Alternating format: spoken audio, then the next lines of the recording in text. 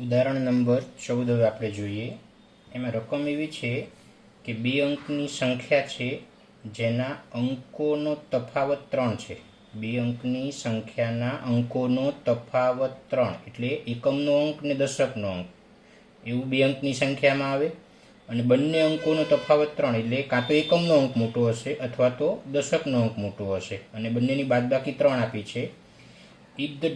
અને બંને અંકોની અદલબદલ કરવામાં આવે તો જે નવી સંખ્યા મળે એ નવી સંખ્યા અને જૂની સંખ્યાનો સરવાળો 143 થાય છે.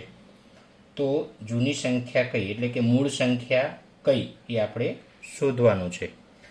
તો જો આ એક સમજણ માટે છે. 56 એ બે અંકની સંખ્યા છે જેમાં આપણે આને એકમનો અંક કહેવાય. તો એ એકમનો અંક હોય એને આપણે 1 વડે ગુણવાનું અને જે દશકનો અંક હોય એની સ્થાન કિંમત 10 કહેવાય. એટલે દશકનો અંક 5 છે એની સ્થાન કિંમત 10 એટલે 2નો ગુણાકાર. તો 5 ગુણ્યા 10 50 અને 6 ગુણ્યા 1 6 એટલે 50 ને 6નો સરવાળો કરો તો આ 56 થઈ જાય. તો બે આંકડાની સંખ્યા કેવી રીતના બને એનું આ ઉદાહરણ છે. 56 કેવી રીતના બની? તો જે અંક એકમનો અંક હોય એમાં 1 ઉમેરવાનો, 1 વડે એકમના અંકને ગુણવાનો, દશકના અંકને 10 વડે ગુણવાનો, પછી બંનેનો તમારે સરવાળો લેવાનો. હવે આ 56 છે બે આંકડાની સંખ્યા. હવે આમાં અંકોની અદલાબદલી કરી નાખો. ધારો કે અંકોની અદલાબદલી કરી નાખો તો 6 અને 5નો ઇન્ટરચેન્જ થઈ જાય એટલે 65 થઈ જાય. બરાબર છે. તો હવે 5 એકમનો અંક થઈ જાય એટલે 5ને 1 વડે ગુણવાનો. 6 દશકનો અંક થઈ જાય તો 6ને 10 વડે ગુણવાનો. તો 6 ગુણ્યા 10 60 અને 5 ગુણ્યા 1 5. તો 60 વત્તા 5 એટલે 65 થઈ ગયું. તો આ નિયમ મુજબ આની અંદર કામ થશે. તો ધારી લો કે એકમનો અંક x, તમે દશકનો અંક પણ x ધારી શકો છો. એકમનો અંક x ધાર્યો એને બદલે દશકનો અંક x લઈ શકાય. તો ધારો કે એકમનો અંક x, તો દશકનો અંક એકમના અંક કરતાં 3 વધારે પણ હોઈ શકે અને 3 ઓછો પણ હોઈ શકે. કારણ કે રકમ એવું કહે છે કે બંને અંકોનો તફાવત 3. એટલે આપણને ખબર નથી કયો અંક મોટો છે. બરાબર છે. પણ અહીંયા એકમનો અંક આપણે x ધાર્યો અને દશકનો અંક x પ્લસ 3 એટલે અહીંયા દશકનો અંક મોટો થયો ને. બરાબર છે.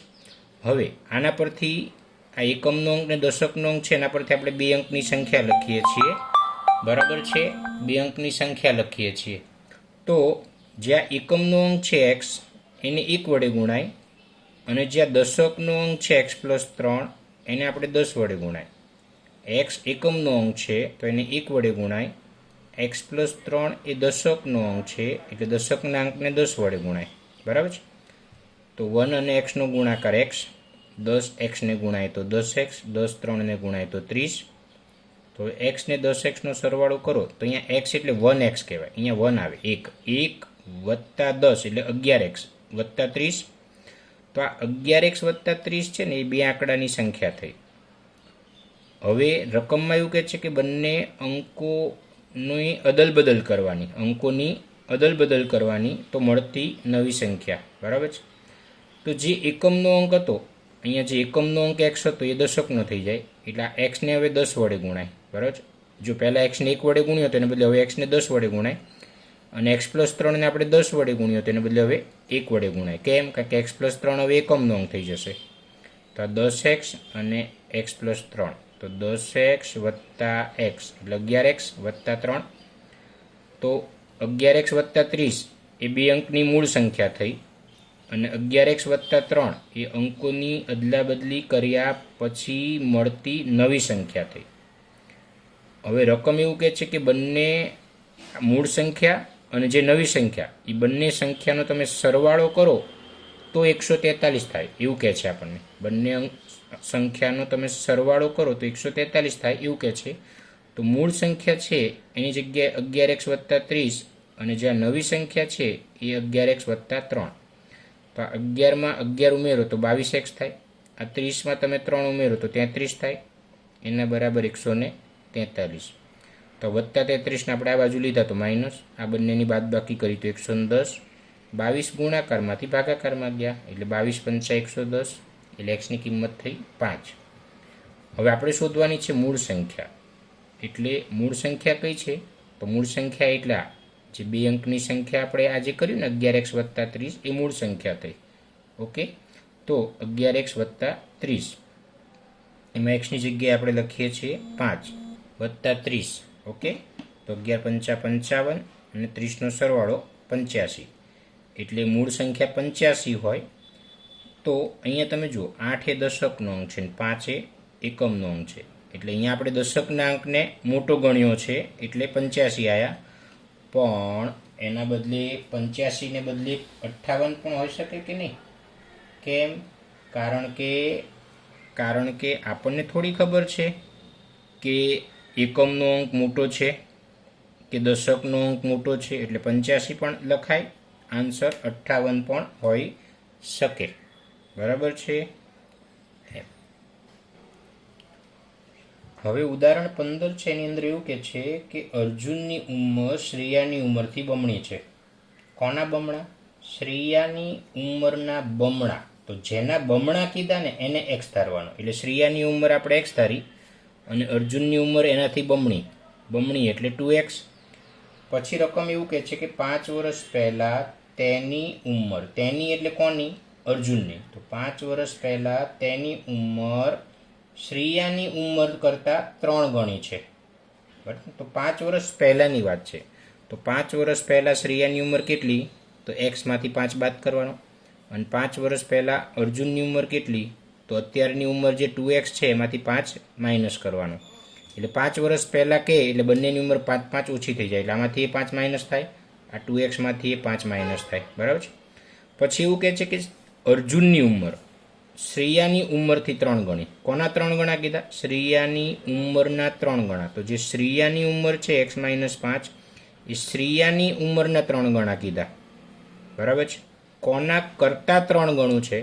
તો કે શ્રેયાની ઉંમર કરતાં 3 ગણું, એટલે શ્રેયાની ઉંમરને 3 વડે ગુણવાનું છે, એટલે 3x અને 3 પંચા 15. બરાબર છે. પછી એક્સવાળા એક બાજુ સંખ્યા બીજી બાજુ, એટલે એક્સ મળશે 10. અને એ જે એક્સની કિંમત આવી એ તમે અહીંયા લખો, તો શ્રેયાની ઉંમર 10 અને અર્જુનની ઉંમર 10 ગુણ્યા 2 એટલે 20. આ રીતે થયું. બરાબર. ત્યાર પછી સ્વાધ્યાય 2.4 છે એનો દાખલો પહેલો કે છે અમીના એક સંખ્યા ધારે છે, ધારો કે સંખ્યા એક્સ, તે આ સંખ્યામાંથી 5/2 બાદ કરી. અમીના એક સંખ્યા ધારે છે, ધારો કે એ સંખ્યા એક્સ, તે આ સંખ્યામાંથી 5/2 બાદ કરી, એટલે એક્સમાંથી આપણે 5/2 ને બાદ કરવાનો, એટલે x - 5/2 અને મળેલ પરિણામનો 8 વડે ગુણાકાર કરેલ છે. તો એ એક્સમાંથી 5/2 ને બાદ કર્યા એને 8 વડે ગુણવાનું કહે છે, એટલે 8 × x - 5/2. જો મળેલ નવું પરિણામ, તો નવું પરિણામ કયું મળ્યું? 8 ગુણ્યા x - 5/2 એ નવું પરિણામ મળ્યું. જો મળેલ નવું પરિણામ ધારેલ સંખ્યાનું 3 ગણું હોય. કોના 3 ગણા? ધારેલ સંખ્યાના 3 ગણા. તો ધારેલી સંખ્યા કઈ છે? x. ઈ એક્સના 3 ગણા કરો તો આજે 8 × x - 5/2 નવું પરિણામ આવ્યું ને એ આવી જાય. બરાબર છે.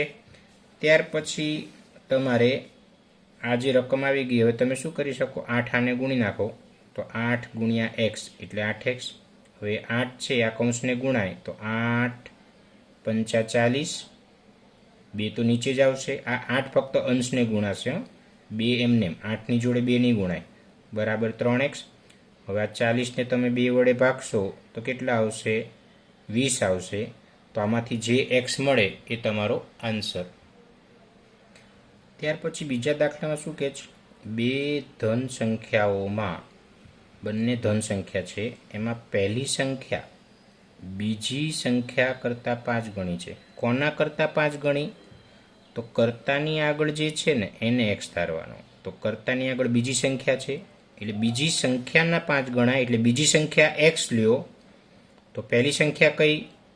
તો કે 5 ગણા, એટલે પહેલી સંખ્યા 5x થઈ. બરાબર છે. એટલે બીજી સંખ્યા x, તો પહેલી સંખ્યા 5x.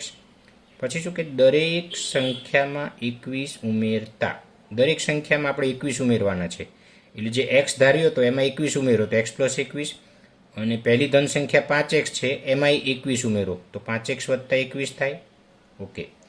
તો નવી મળેલ બંને સંખ્યાઓમાંથી, તો જે સંખ્યા નવી મળી એક 5x વત્તા 21 મળી નવી અને બીજી મળી x વત્તા 21. તો પહેલી સંખ્યા કઈ હતી આપણા માટે? પહેલી સંખ્યા એટલે 5x. હવે એમાં 21 ઉમેર્યા એટલે હવે 5x વત્તા 21 એ પહેલી સંખ્યા થઈ ગઈ. પહેલી સંખ્યા બીજી સંખ્યા કરતાં બમણી, તો બીજી સંખ્યા આપણે x ધારી હતી, એમાં 21 ઉમેર્યા એટલે x પ્લસ 21 થઈ હતી બીજી સંખ્યા.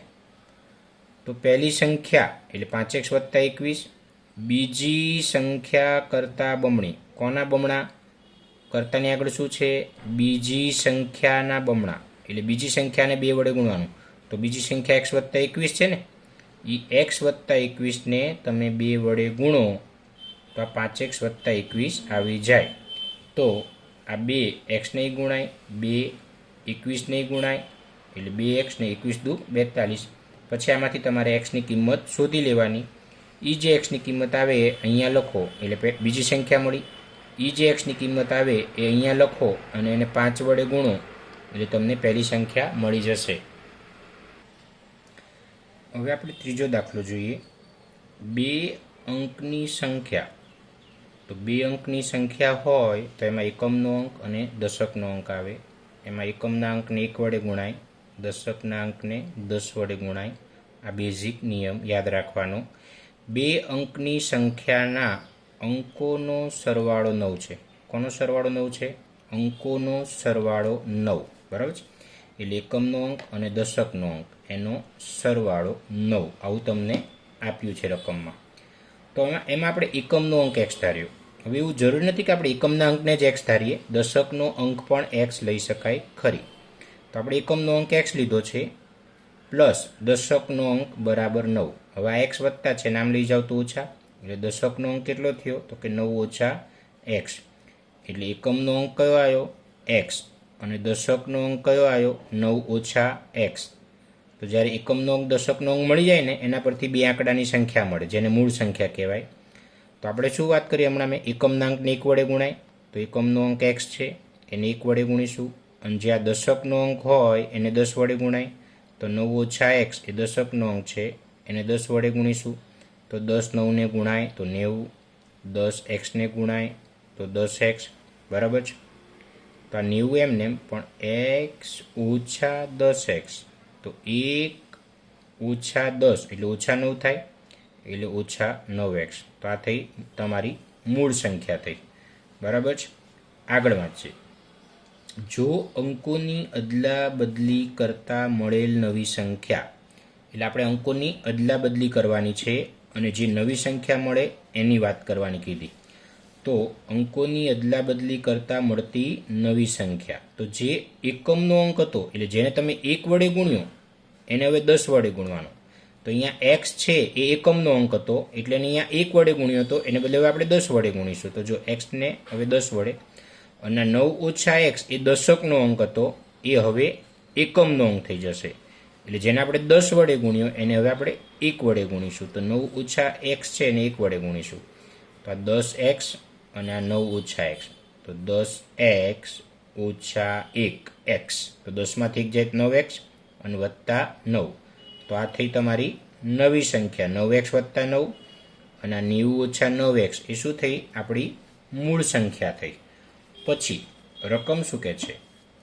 જો અંકોની અદલા બદલી કરતા મળેલ નવી સંખ્યા મૂળ સંખ્યા કરતાં 27 વધારે હોય. કોના કરતાં 27 વધારે? મૂળ સંખ્યા કરતાં. તો કરતાની આગળ જે હોય એમાં 27 પ્લસ કરવાના, વધારે છે એટલે પ્લસ કરવાના. તો મૂળ સંખ્યા કરતાં 27 વધારે. કોણ? તો કે નવી સંખ્યા. એટલે નવી સંખ્યા એ મૂળ સંખ્યાથી 27 વધારે, બરાબર છે. તો નવી સંખ્યાની જગ્યાએ આ 9x વત્તા 9 અને મૂળ સંખ્યાની જગ્યાએ આ 90 ઓછા 9x પ્લસ 27. હવે xને xવાળા એક બાજુની સંખ્યા બીજી બાજુ કરીને કરશું તો xની કિંમત 6 આવે છે. આપણે રકમ એવું કહે છે કે તો મૂળ સંખ્યા શોધો. મૂળ સંખ્યા શોધો. તો મૂળ સંખ્યા આપણી પાસે કઈ છે? તો મૂળ સંખ્યા બરાબર 90 ઓછા 9x. તો એમાં xની જગ્યાએ આપણે આ 6 લખીશું, બરાબર છે. તો 6 9 54, 90માંથી 54ને બાદ કરો તો 36, એટલે મૂળ સંખ્યા થઈ 3600.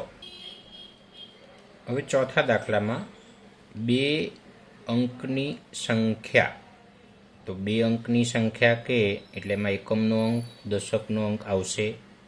એકમના અંકને 1 વડે ગુણાય, દશકના અંકને 10 વડે ગુણાય અને પછી એ બેનો સરવાળો કરો એટલે આપણને 2 અંકની સંખ્યા મળે. તો 2 અંકની સંખ્યાના અંકો પૈકી, વાત કોની છે? અંકોની છે. એટલે એકમનો અંક દશકના અંકની વાત છે. અંકો પૈકી એક અંક બીજા અંક કરતાં 3 ગણો છે. એક અંક બીજા અંક કરતાં 3 ગણો છે. એટલે આપણને એવું નથી કીધું કે કયો અંક એકમનો અંક દશકના અંકથી 3 ગણો છે કે દશકનો અંક એકમના અંકથી 3 ગણો છે, એવું નથી કીધું. એક અંક બીજા અંક કરતાં 3 ગણો છે. એટલે આપણે કોઈ પણને નાનો અને કોઈ પણને મોટો લઈ શકીએ છીએ આની અંદર. તો ધારો કે એકમનો અંક x ધારીએ છીએ, તો દશકનો અંક છે એ એકમના અંકના 3 ગણા આપણે ધારીએ છીએ. એટલે એકમનો અંક x, તો દશકનો અંક એના કરતાં 3 ગણો એટલે 3x. એના પરથી આપણે 2 આંકડાની મૂળ સંખ્યા શોધવાની. એમાં જે એકમનો અંક x છે એને 1 વડે ગુણાય અને જે દશકનો અંક 3x છે એને 10 વડે ગુણાય. તો 10 તરી 30x, 30xમાં x ઉમેરીએ તો 31x થાય. ત્યાર પછી રકમમાં એવું કહે છે કે અંકોની અદલા બદલી કરતાં મળેલ નવી સંખ્યા. એટલે અંકોની અદલા બદલી કરવાનું કહે છે. તો અંકોની અદલા બદલી કરતાં મળતી નવી સંખ્યા. તો જુઓ, પહેલાં એક્સને 1 વડે ગુણ્યું તો હવે એક્સને 10 વડે ગુણીશું. અને પહેલાં 3xને 10 વડે ગુણતા હતા એને બદલે હવે 3xને 1 વડે ગુણીશું. કેમ એવું કર્યું? કારણ કે અંકોની અદલા બદલી કરીએ છીએ. એટલે કે જે અંક એકમનો હતો, એકમનો અંક x હતો એ હવે દશકનો થઈ જાય, દશકનો અંક 3x હતો એ હવે એકમનો અંક થઈ જાય. બરાબર છે? એટલે આ 10x વત્તા 3x એટલે 13x થયા. તો આ નવી સંખ્યા થઈ. હવે શું કહે છે?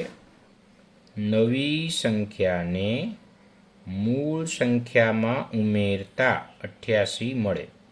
નવી સંખ્યાને શેમાં ઉમેરવાની? મૂળ સંખ્યામાં. તો શું મળે? 88. તો મૂળ સંખ્યા શોધો. તો જુઓ, આ જે નવી સંખ્યા છે એમાં મૂળ સંખ્યા ઉમેરવાની એટલે પ્લસ કરવાની. તો જવાબ મળે છે 88. તો નવી સંખ્યાની જગ્યાએ 13x અને મૂળ સંખ્યાની જગ્યાએ 31x. આ બેનો સરવાળો કરો તો 44x. 44 આના ભાગાકારમાં ગયા એટલે xની કિંમત આવી 2. શોધવાનું જ શું? 2 અંકની મૂળ સંખ્યા. તો એ કઈ છે? 31x છે. એમાં xની જગ્યાએ 2 લખીએ આપણે એટલે 31 દુ 62. બરાબર છે? પણ આપણને રકમ એવું નહોતું કહેતું કે કયો અંક મોટો છે. આપણે અહીંયા દશકનો અંક મોટો ધાર્યો છે. બરાબર છે? એટલે મૂળ સંખ્યા 62 પણ હોઈ શકે અને એના અંકને ઉલટા સુલટી કરી નાખો 26 પણ હોઈ શકે. બરાબર છે?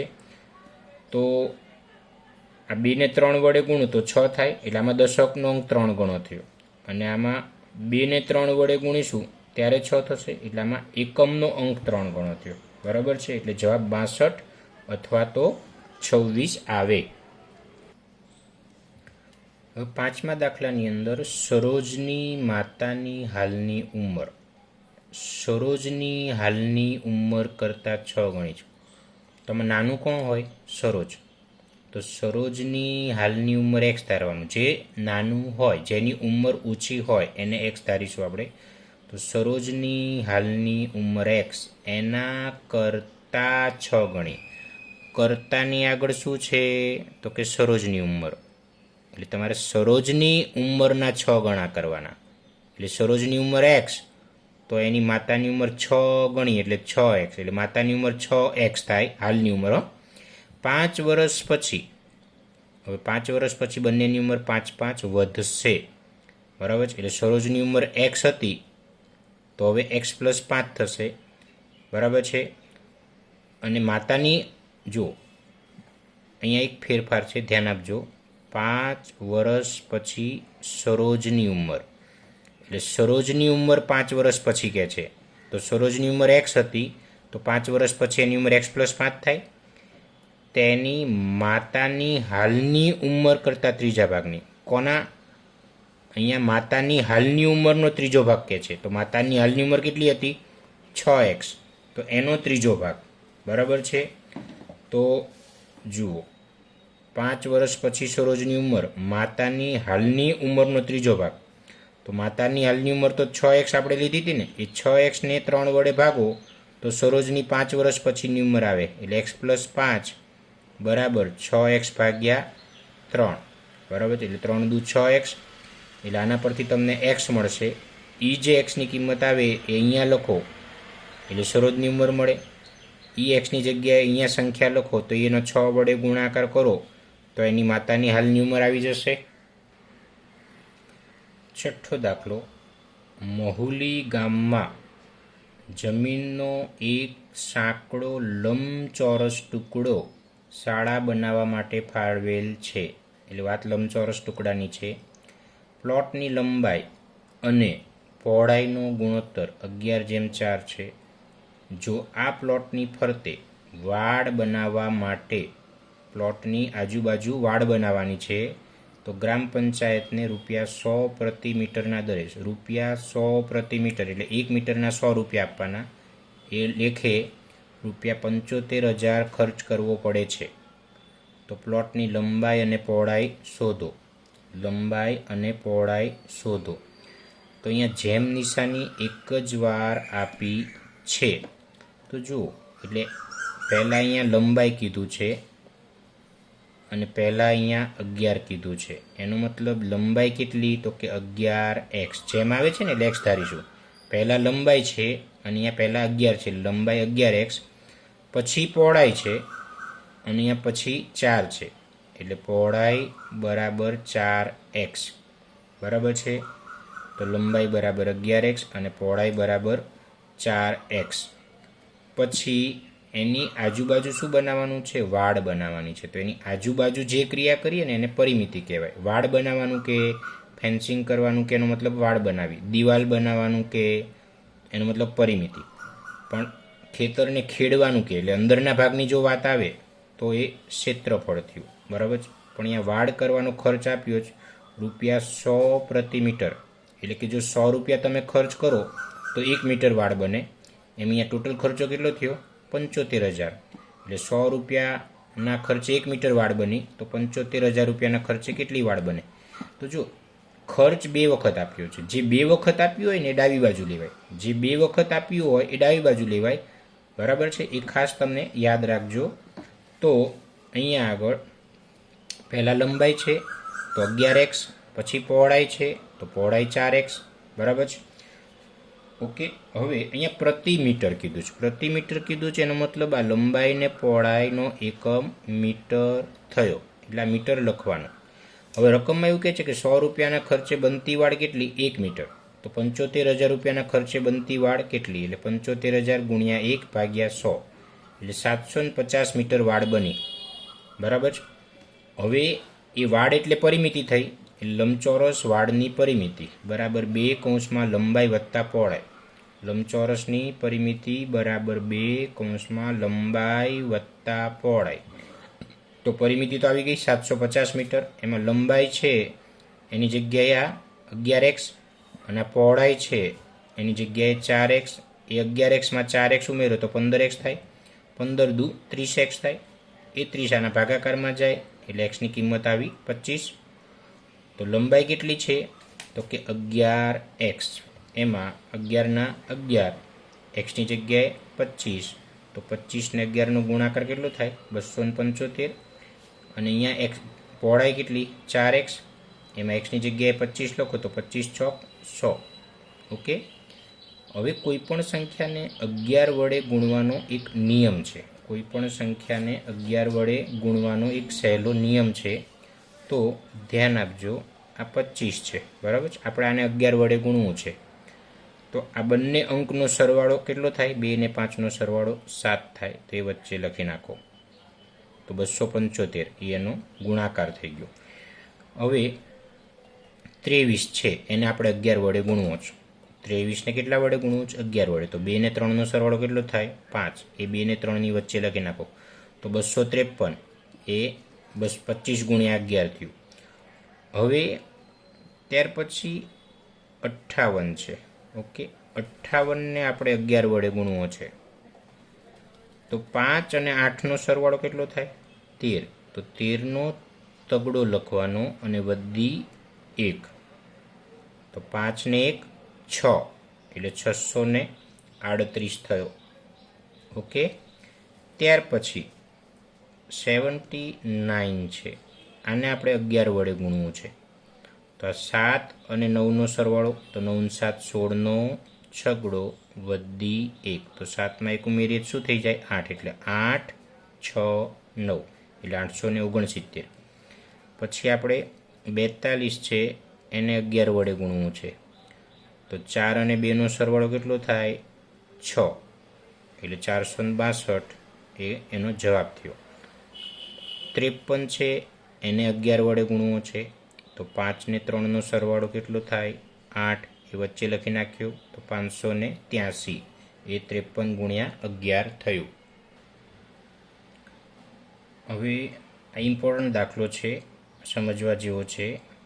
હસન ગણવેશ બનાવવા માટે 2 પ્રકારનું કાપડ ખરીદે છે. શર્ટ માટેના કાપડનો ભાવ ₹50 પ્રતિ મીટર છે. શર્ટનો કાપડનો ભાવ કેટલો છે? 1 મીટરના ₹50.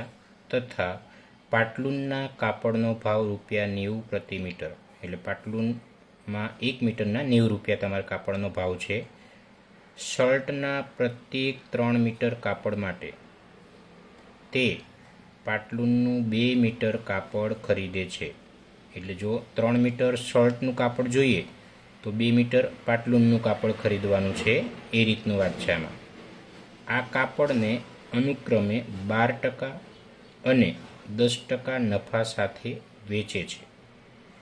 બરાબર છે? કાપડને અનુક્રમે 12%, અનુક્રમે કીધું ને, એટલે પહેલું જે 12% છે એ કોની વાત થઈ? તો અહીંયા રકમમાં પહેલું શર્ટ આપ્યું છે. રકમમાં પહેલું શર્ટ આપ્યું છે, એટલે શર્ટમાં 12% નફો, અને પછી પાટલુન છે તો 10% નફો પાટલુન માટે થયો.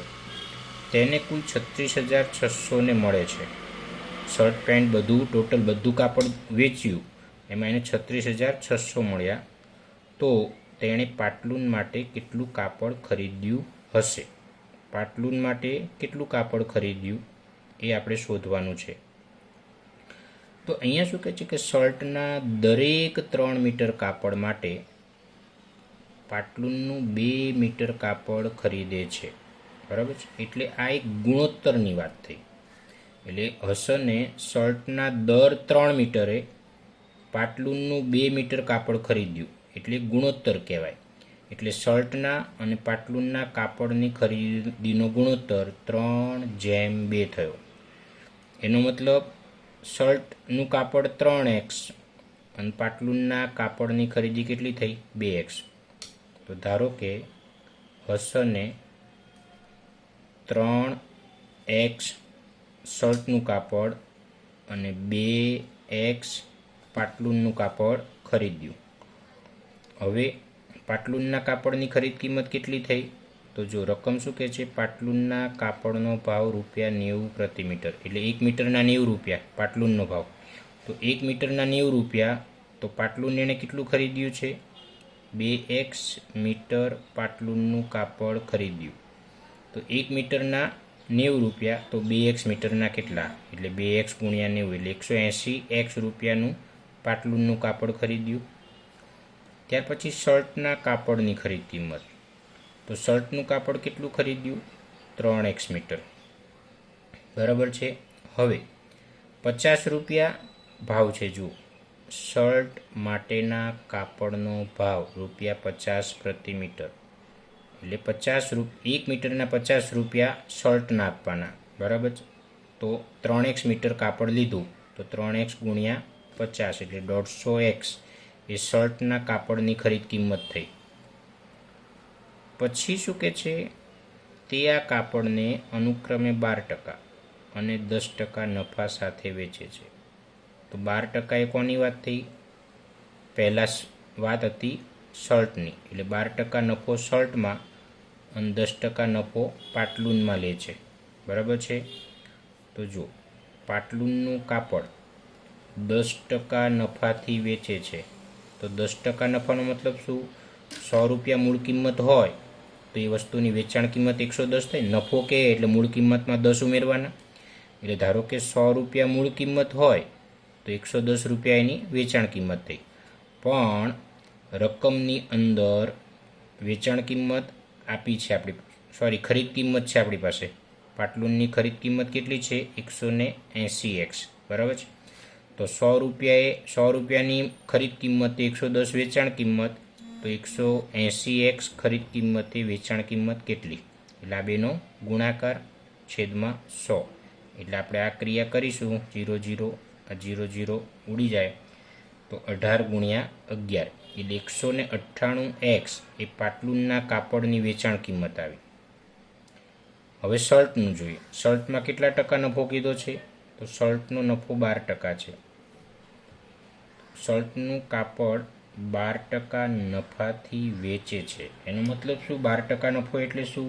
100 રૂપિયા મૂળ કિંમત, તો 100માં 12 ઉમેરો. જો નફો કે એટલે મૂળ કિંમતમાં નફો ઉમેરો તો વેચાણ કિંમત આવે. નફામાં મૂળ કિંમત ઉમેરો તો વેચાણ કિંમત આવે. એટલે 100 રૂપિયા મૂળ કિંમત તો વેચાણ કિંમત 112 થશે. પણ મૂળ કિંમત એટલે ખરીદ કિંમત આપણી પાસે છે 150x. શર્ટના કાપડની ખરીદ કિંમત કેટલી છે? 150x. તો વેચાણ કિંમત કેટલી? એટલે 150x ગુણ્યા 112 છેદમાં 100. 0 0 ઉડશે. હવે અહીંયા છેલ્લે 5 ને છેલ્લે 0 હોય ને તો એને 5 વડે ઉપર નીચે બેના છેદ ઉડશે, બરાબર છે. તો ટોટલ આન્સર આવશે 168x. તો 168x રૂપિયા એ શર્ટના કાપડની વેચાણ કિંમત થઈ. તો ટોટલ વેચાણ કિંમત કેટલી? કાપડની કુલ વેચાણ કિંમત એટલે શર્ટની વેચાણ કિંમત 168x વત્તા પાટલુનના કાપડની વેચાણ કિંમત 198x. એટલે આ બેનો તમે સરવાળો કરો તો 366x એ કાપડની કુલ વેચાણ કિંમત થઈ. પણ રકમ એવું કે છે કે તેને કુલ રૂપિયા 36,600 મળે છે. મળે છે એનો મતલબ જે વેચ્યું હોય, વેચ્યા પછી જ મળે ને રૂપિયા, એટલે આ વેચાણ કિંમત થઈ.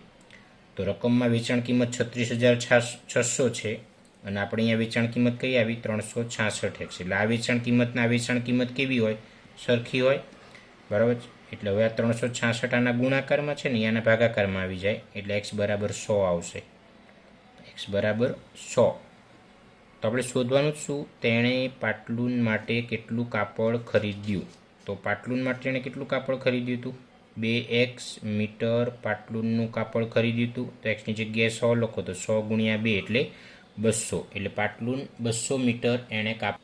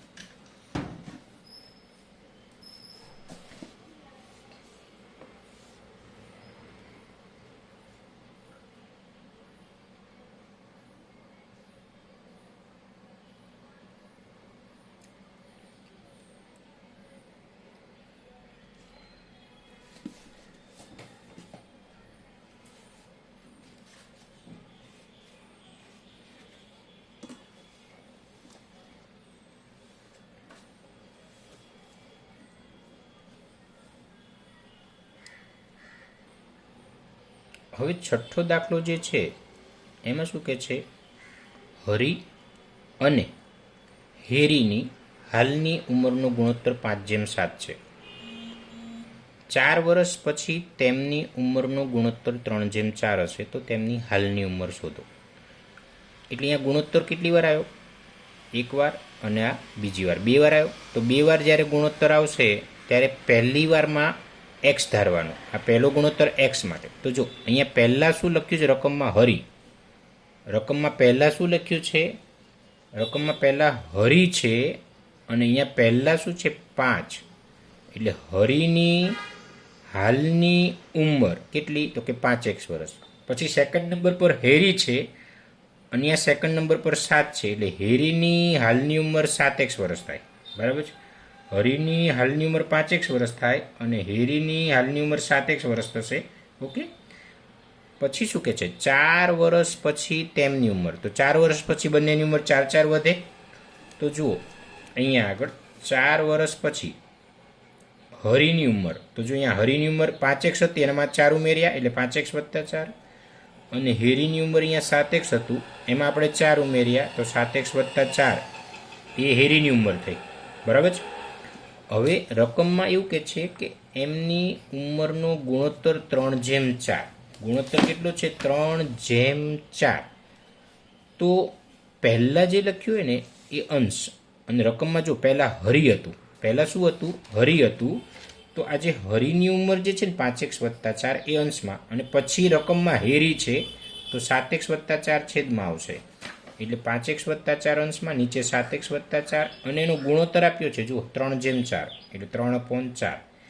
એટલે જે બીજી વાર જે ગુણોત્તર આપે ને એને આપણે આવી રીતના ભાગાકારના સ્વરૂપમાં લખવાનું, અને પહેલી વાર જે ગુણોત્તર આપે ને એમાં જેમ છે એટલે x 5x 7x, અને બીજામાં 3:4 છે તો 3/4.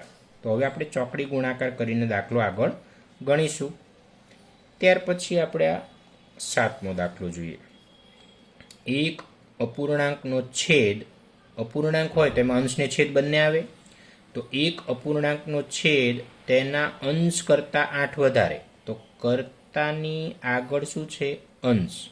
તો કર્તાની આગળ જે છે એને x ધારીશું, એટલે કર્તાની આગળ અંશ છે એટલે અંશ બરાબર x. તો છેદ કેટલો? છેદ કેટલો? અંશ કરતાં 8 વધારે, એટલે અંશમાં 8 પ્લસ કરવાના. તો અંશ x છે એમાં 8 પ્લસ કરો તો તમને થઈ જશે છેદ. એટલે અંશ બરાબર x, છેદ એના કરતાં 8 વધારે એટલે x + 8. તો અપૂર્ણાંક કયો થયો? આ x એટલે અંશ, અને નીચે x + 8 એટલે છેદ. એટલે આ આપણો અપૂર્ણાંક થયો. હવે આગળ એવું કહે છે કે જો તેના અંશમાં 17 ઉમેરવામાં આવે, એટલે અંશમાં 17 ઉમેરવાનું. તો જો અંશ કયો હતો?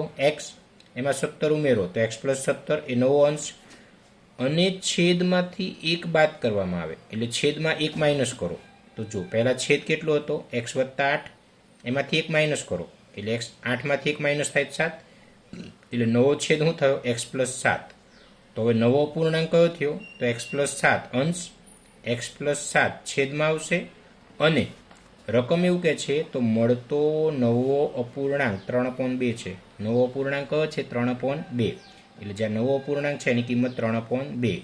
હવે અહીંયા બરાબરની બંને બાજુ એક એક પદ છે એટલે ચોકડી ગુણાકાર કરીને આપણે એક્સની કિંમત શોધીશું. એ જે એક્સની કિંમત આવશે એ અહીંયા અને અહીંયા લખી નાખીશું એટલે આપણને અપૂર્ણાંક મળી જશે. બરાબર.